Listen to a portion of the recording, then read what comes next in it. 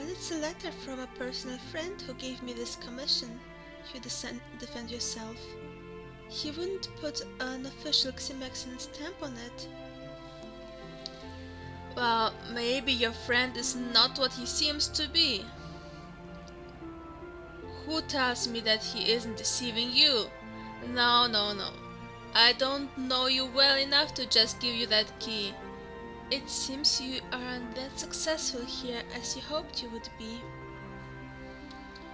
Oh no, give me that key. I want that key. See you later. Nice talking to you, Manov says, then gets back to work. Okay, that was our second NPC, non-playable character. Yay! Have we already looked at the veranda? I don't remember. In front of the veranda, a flock of tennis are scratching and... Ah yeah, we read that already. And now we can go in by typing enter, or as I prefer, in. Prosperous Farm Kitchen. You are in the kitchen area of the Prosperous Farmhouse. Lots of cooking utensils are spread all over the place. Pots, spoons, knives, and plates are laid out at the table. A woman is here preparing food.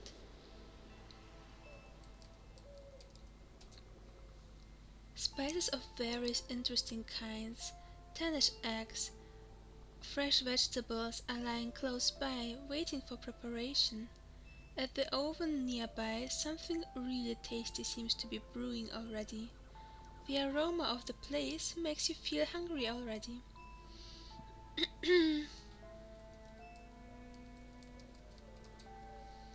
Reminds me that I'm hungry in real life. Ah, give me food. In the corner you can see a starry cupboard made of reddish bakewood, tree wood.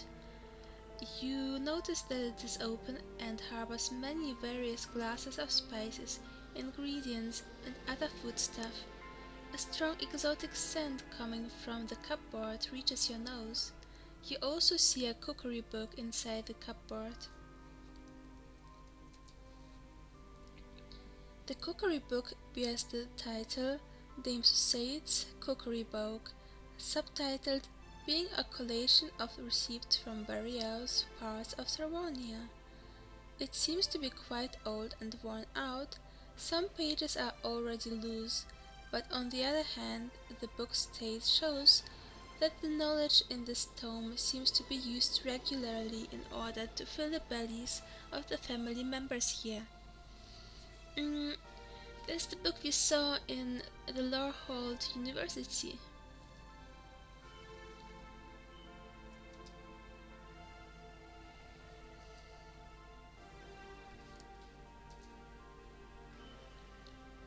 You see a resolute, buxom woman whose blonde hair is tied to a ponytail. She's wearing a red blouse and a worn skirt, which shows traces of the meal she's currently preparing. She passes through the kitchen doing this and that, rearranging things and cleaning stains here and there, spreading cooking ingredients all over the place.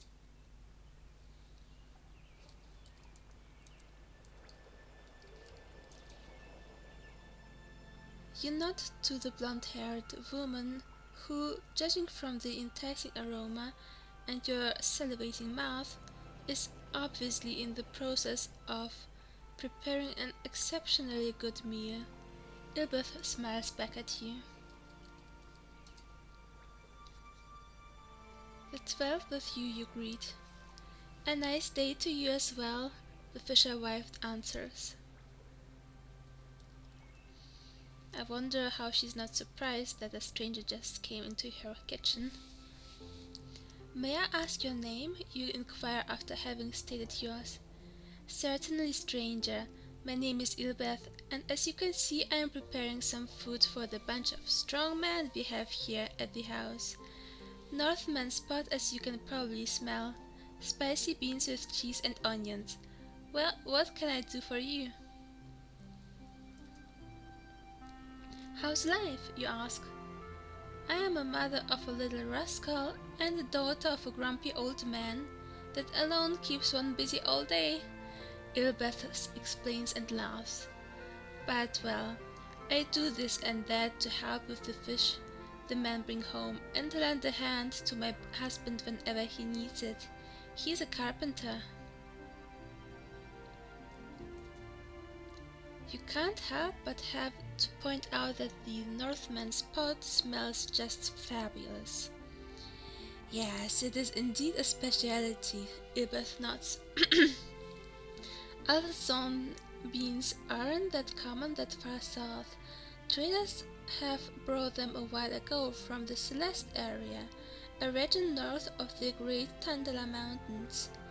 We've started to cultivate the beans here, Margarine and I, and they grow pretty well. They taste delicious. You've 3 men in your household? Elbeth laughs. Yeah, that's right. Poor me. Aside from Manav, my husband, and Pin, my little darling, grandfather lives up in the attic. I guess all they were born for is to bring this house in turmoil. Well, well, well. Elbeth sighs while grabbing some plates, and then puts one after the other carefully on the table.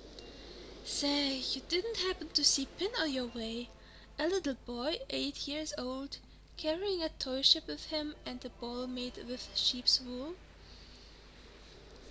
And now we can choose to say we saw him or we didn't.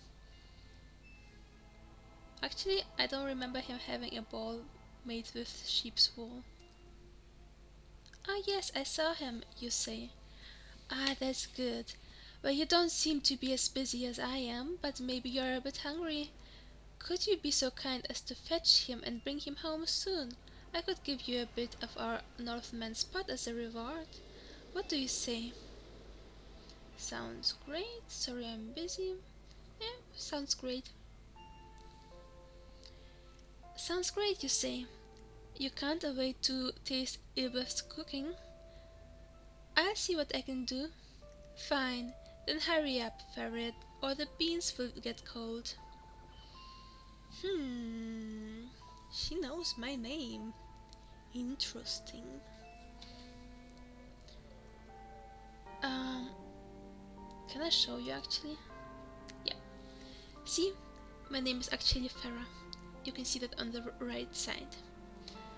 Okay. Grandfather. Tell me more about grandfather. He's actually my dad, though we just call him Grandy. He's not always the father a child could wish for, with his stubbornness and strange habits. He's a dwarf in heart, you know. Elbeth smirks and looks up at the flight of stairs to the attic, which you can find at the back of the room. He's getting more and more strange and queer the older he gets. I see you love your son very much. What would I do without my Pin? He's such a sweet boy, just like his daddy. What does Manav do for a living? Manav? He's my husband, and right now outside, fixing some cupboard Terlana brought him the other day. He knows how to wield a hammer and a saw, and can make the most beautiful things out of the wood. Just recently he made a little ship for our Pin. You should see it, Elbeth says proudly. Bye. Pleasant journey. Elbeth bids farewell and returns to her cooking.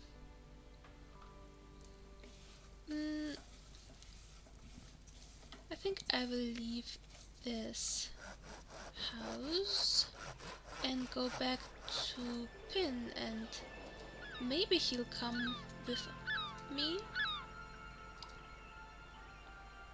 Maybe.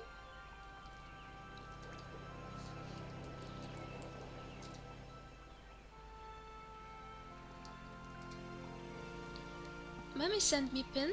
Time to go home. Pin starts to stutter. I don't want to go home. have to stay.